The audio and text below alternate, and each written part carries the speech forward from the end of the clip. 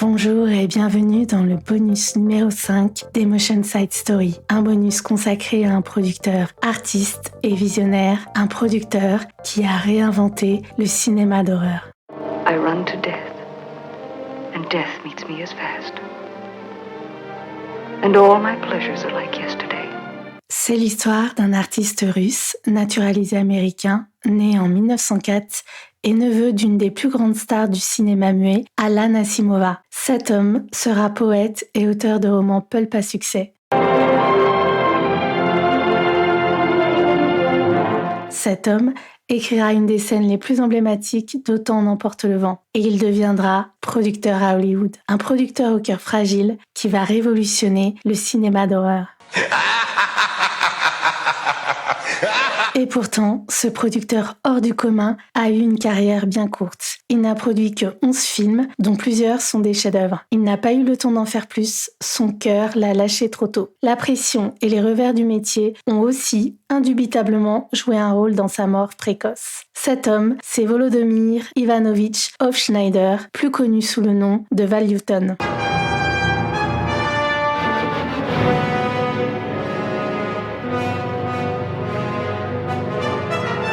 C'est quoi le style Val Lewton et en quoi a-t-il révolutionné le film d'horreur? Pour ce bonus, nous allons nous concentrer sur les 3 premiers films qu'il a produits avec Jack Tourneur à la réalisation. Cat People, La Féline, 1942, I Walked with a Zombie, Vaudou, 1943 et The Leopard Man, L'Homme Léopard, 1943. Nous allons voir en quoi cette trilogie cohérente, poétique et sublime représente un tournant dans le cinéma fantastique. Le contexte économique. En 1942, Lewton est nommé à la tête de l'unité B des studios RKO. Une série B, ce n'est pas un genre. À l'origine, ce sont des films à petit budget de production, souvent projetés en première partie d'un double programme. Donc, pour Val Lewton, l'unité série B signifie moins d'argent. Pourtant, avec moins, Val Lewton va faire plus. Who knowest the secret of all hearts? Yea, Lord, pity them who are dead. Dans son unité de production, Val Lewton doit respecter 3 règles. 1. Chaque film doit avoir un budget inférieur à 150 000 $. 2. Chaque film doit durer moins de 75 minutes.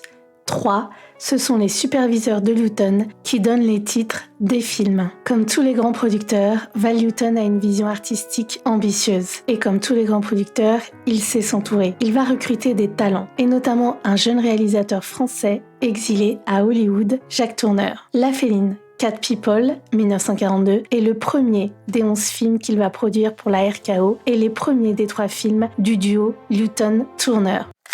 Comment définir le style Val Lewton? La peur surgit du quotidien. Contrairement aux Universal Monsters des années 30, comme Frankenstein ou La Momie, les films d'horreur de Val Lewton s'inscrivent dans un contexte réaliste. Dans Cat People, par exemple, nous sommes dans le New York contemporain. Ici, pas de génie du mal ou de scientifiques incompris. It's alive. It's alive. It's moving. It's alive. Oh, it's alive. Non, chez Val Lewton, on a affaire à des personnes ordinaires avec des boulots ordinaires. L'autre nouveauté pour l'époque, c'est que le monstre en question est souvent un être humain, ou en tout cas, il en a l'apparence. Dans Cat People, c'est une femme solitaire et effrayée. Dans Vaudou et L'Homme Léopard, les véritables monstres sont des personnes humaines et en apparence très respectables. Une esthétique de la suggestion.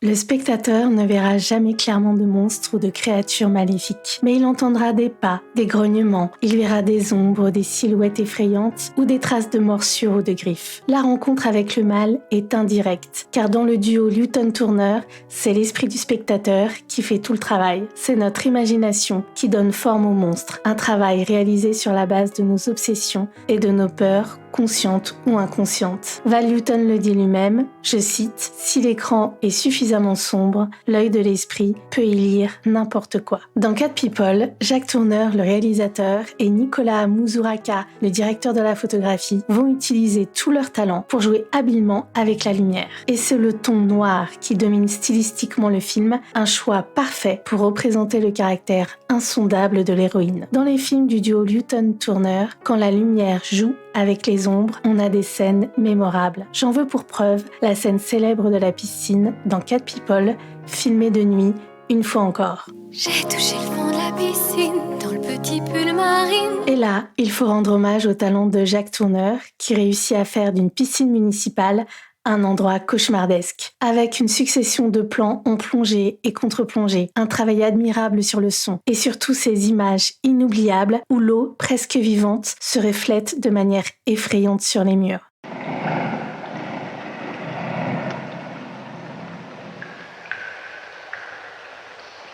Ici, pas besoin d'effets spéciaux ou de costumes coûteux, c'est la mise en scène qui fait le boulot d'installer la peur. Une peur indicible qui se trouve partout et nulle part. Le tout avec la complicité involontaire du spectateur. Un autre exemple aussi très connu se trouve dans le film L'homme léopard, où une victime est piégée par un monstre à l'extérieur de chez elle.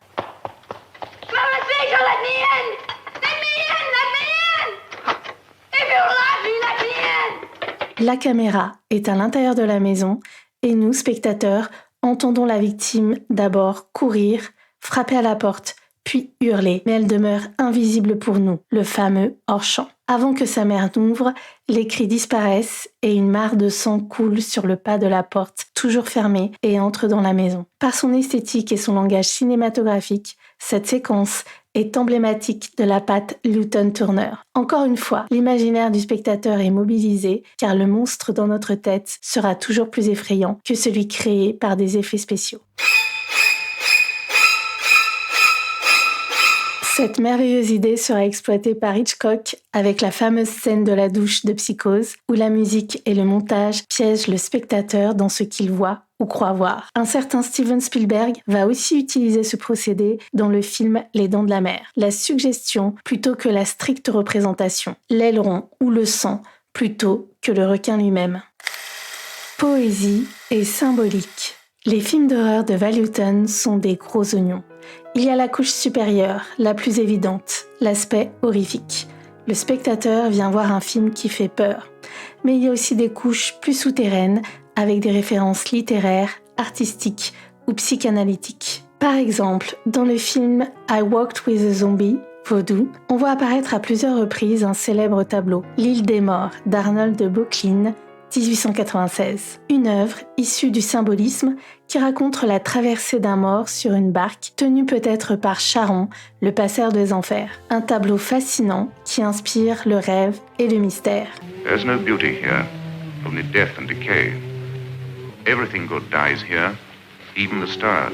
Et dans le film, le tableau a un rôle prémonitoire. Il annonce le destin de Jessica, l'épouse maudite. Mais alors que dans le tableau, on conduit le défunt vers l'île de la mort, dans le film, la morte vivante s'enfuit de l'île imaginaire de San Sebastian pour être délivrée par l'océan. Tout comme dans Cat People, où le dessin que réalise Irena, jouée par Simone Simon, à l'ouverture du film, prophétise son propre destin. De même, l'appartement d'Irena constitue le miroir de son inconscient, avec le pied griffu de sa baignoire ou encore la statue du roi Jean de Serbie transperçant la bête de son épée. On peut voir entre les lignes la question de la femme et de son désir, de la peur que cela peut engendrer chez elle, mais aussi chez l'homme. I'm not afraid of you.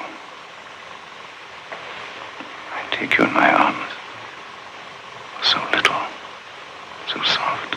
Une autre symbolique qui se joue est celle de l'animalité. L'animalité qui renvoie à la sexualité. Irena est dans un double piège, soit celui de la frigidité ou celui de l'appétit sexuel insatiable. Est-ce qu'une femme qui assumerait son désir serait un danger mortel pour l'homme ?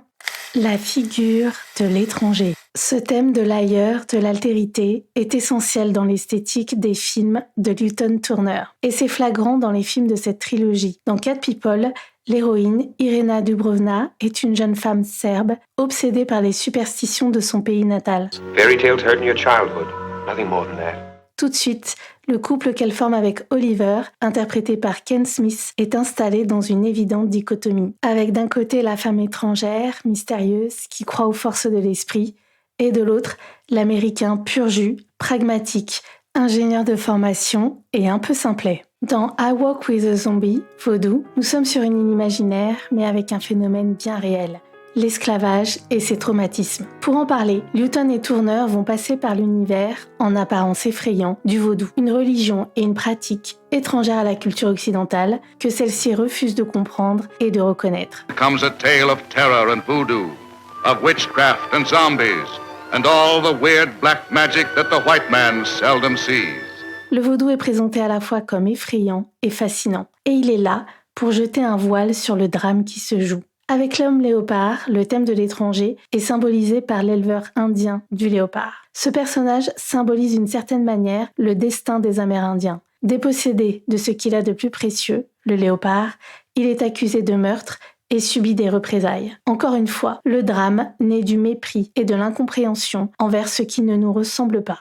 L'effet Bus. Je ne peux pas vous parler des films produits par Val Lewton sans mentionner le célèbre effet Bus. Dans Cat People, la séquence où la rivale d'Irena, Alice Moore, jouée par Jane Randolph, rentre chez elle de nuit, met en scène pour la première fois ce fameux effet Bus. On la voit marcher de plus en plus vite. On la sent effrayée par une présence hostile et néanmoins invisible. La tension monte progressivement. On entend des grognements.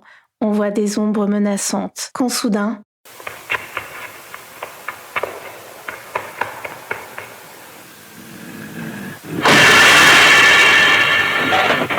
un bus fait brutalement irruption et son coup de frein rappelle fortement celui d'un cri de félin. La très bonne idée ici, c'est que le bruit nous arrive en avance par rapport à l'image, ce qui contribue encore plus à créer la frayeur. C'est l'ancêtre des fameux jumpscares qu'on retrouve fréquemment dans beaucoup de films d'horreur jusqu'à aujourd'hui. C'est dans le film Cat People que ce procédé a été inventé. Une référence au cinéma. Un film va raconter formidablement le style Val Lewton. Il s'agit des Ensorcelés, The Bad and the Beautiful, réalisé en 1952 par Vincente Minnelli, avec Michael Douglas et Lana Turner, entre autres. Michael Douglas joue le rôle de Jonathan Shields, un producteur de cinéma talentueux et impitoyable. On le voit à ses débuts dépité par les costumes ridicules d'homme-chat pour un nouveau film d'horreur qu'il va produire. Why? Because the dark has a life of its own. In the dark, all sorts of things come alive. Suppose we never do show the Catman. Is that what you're thinking? Exact. No Catman. Et avec le réalisateur, il décide de jeter tous les costumes quand l'évidence s'offre à eux. Ne montrons pas ces foutus hommes-chats. Et là, la peur pourra s'installer. Le film est le premier grand succès du producteur Jonathan Shields. Et cette référence est un magnifique hommage à l'œuvre de Val Lewton. Merci de m'avoir écouté. Si vous avez aimé, n'hésitez pas à vous abonner et à partager autour de vous. Si vous avez des idées de films que vous aimeriez que l'on aborde, dites-le moi en commentaire. D'ici là, n'oubliez pas de plonger dans le bain des émotions et du cinéma.